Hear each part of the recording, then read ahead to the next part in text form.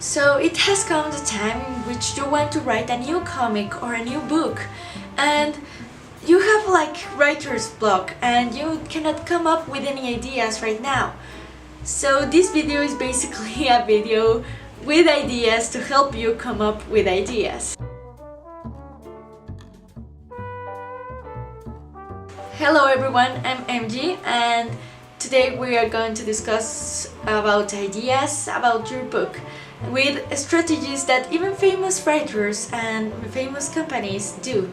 Now let me make something clear. There is a saying that says that there's nothing new under the sun.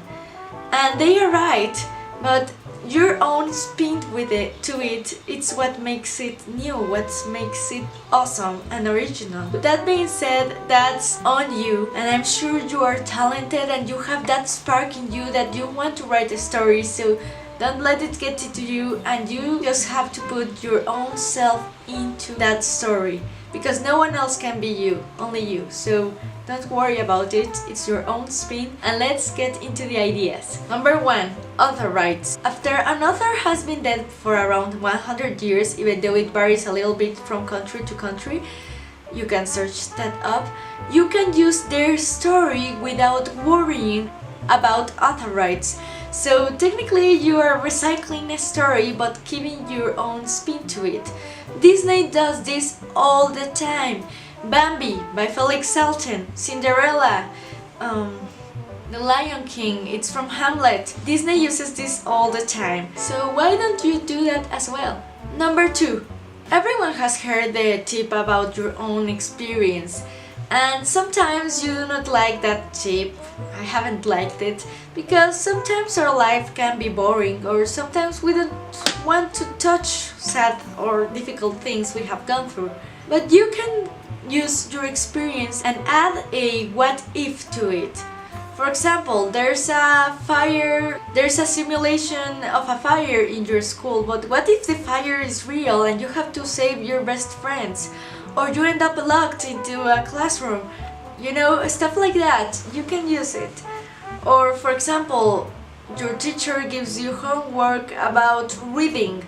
Boring always happens, but what if that book that he tells you to read changes your life and you become something amazing and you do something amazing in the world because of it? You know, there's many things about your own experience, adding a what if that makes it more interesting. Number 3, and this is my favorite, this is the one I use most, which is old stories or games when you were little. According to science, when we were little or children, we had so much creativity. We created so many games, so many stories. So why don't you search for your old stories and use them to make up new ones? Of course, they are not going to be that good because they were a little childish maybe, but maybe there's an idea there that can help you bring it to life later. I did this because I wrote a lot of stories since I was little, so I made a list of all the stories that I had made, and I made like a check mark for those that are still like any good to use in the future. The stories I'm working on right now are just product of that stories that I already created when I was younger. Number 4. Other cultures and history.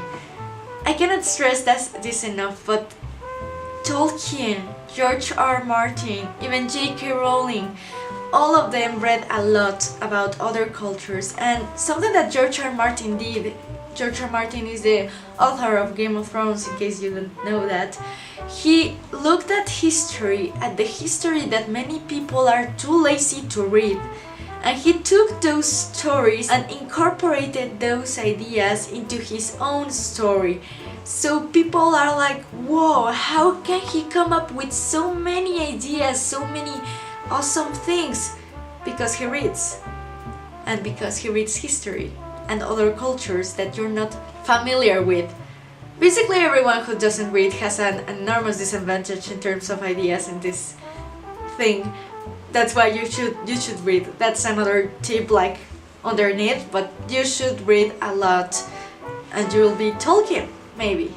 Or, well, something different, of course. Just imagine I'm going to write a story about a boy that around 11 years old, he realizes that he is a wizard and he can use powers.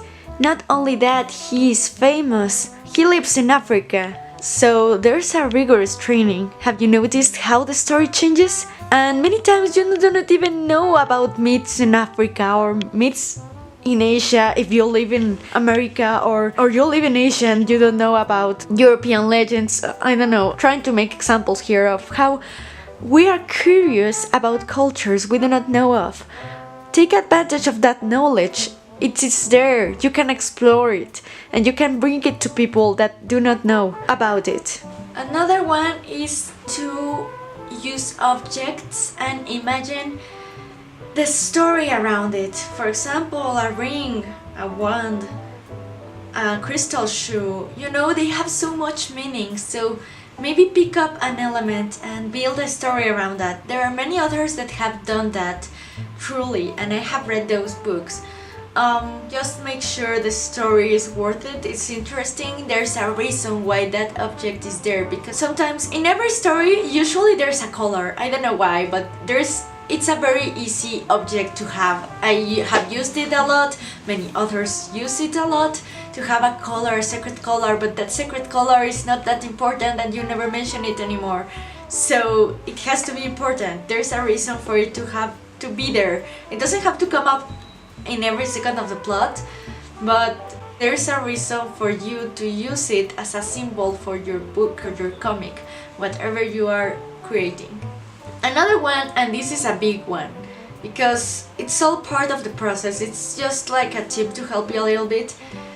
Create the characters first and create the story around them. Sometimes authors get a little stuck imagining a super wonderful world. If the characters are not interesting in that super powerful world, nobody is going to want to read it. Your characters are like your children. You have to make them interesting and make them behave as you want them to. For me, like, I'm writing a comic, so I'm part artist as well as writer. So something that I like to do is make collages of characters, and as I am making the collage, I just let the drawing flow. So I just drew a girl and she looks very beautiful, but she looks better in a coat like this than with a bikini or something. You know, the story changes a lot of those factors. I just begin imagining the story as well as I am listening to music that fits that character. So for example, Elena, the character I'm working on right now, the story about her takes place in the snow and she's a very sad person, and I just listen to sad music as well as I create her and imagine the stories that happen to her.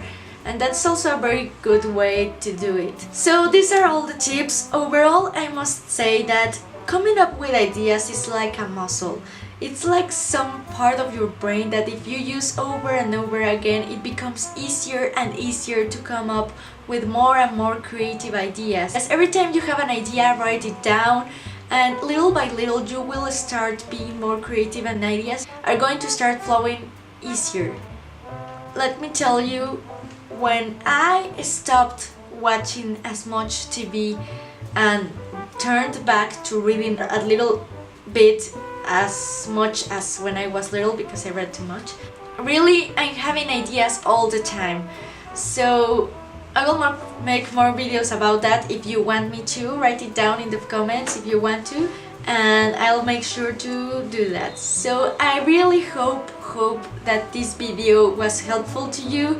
And if you want to hear more about creating stories, creating comics especially, or creating characters, etc., all the steps, subscribe on that red button over there and give it a thumbs up if you like this video, and I'll see you in my next one. Really, thanks for watching. Bye!